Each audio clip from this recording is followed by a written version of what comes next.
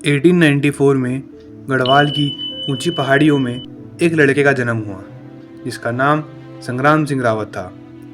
उसके पिताजी धनीराम एक किसान थे जिनकी बहादुरी और देशभक्ति से संग्राम सिंह रावत बचपन से ही बहुत प्रभावित हुए। संग्राम सिंह रावत को वॉरियर्स और रिवॉल्यूशनरीज की कहानियाँ बहुत पसंद थी और जब वो बड़े हुए तो उन्होंने अपने देश को ब्रिटिशर से आज़ाद करने का सोचा, बट उन्होंने देश सेवा का अलग ही रास्ता निकाला। 1924 में उन्होंने ब्रिटिश इंडियन आर्मी ज्वाइन करी। आर्मी ट्रेनिंग और ब्रिटिश कमांड्स फॉलो करने के बावजूद उनका भारत माँ के प्रति प्रेम कम नहीं हुआ। उन्होंने वहाँ देखा कि इंडियन सोल्जर्स को अच्छे से ट्रीट नहीं किया जा रहा था। वहाँ उनके समझ आया कि देश को आज़ाद करना है तो इनके साथ नहीं बल्कि इनके खिलाफ खड़ा होना पड़ेगा। इसलिए 1930 में संग्राम सिंह रावत ने आर्मी से रिज़ाइन कर दिया और गढ़वाल वापस आ गए, जहां उन्होंने कई फ्रीडम मूवमेंट स्टार्ट किए।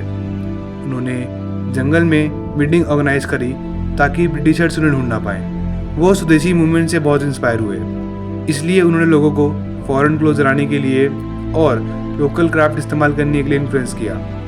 जब पुलिस उन्हें अरेस्ट करने आई तो पूरे गांव वालों ने उन्हें बचाने की कोशिश करी मगर बचा नहीं पाए। उन्हें 2 साल की जेल हुई। जेल से छूटने के बाद अब उनके इरादे और भी पक्के हो चुके थे। 1941 में संग्राम सिंह रावत ने नेताजी सुभाष चंद्र बोस की आर्मी ज्वाइन करी, जो कि इंडियन नेशनल आर्मी थी।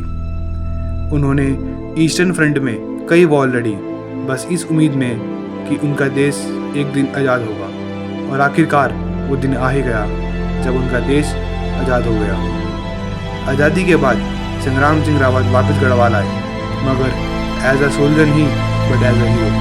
वो कभी पैसे और फेम के पीछे नहीं गए, बल्कि उन्होंने कई स्कूल्स बनवाए और यंग जनरेशन को देश के प्रति इंस्पायर किया।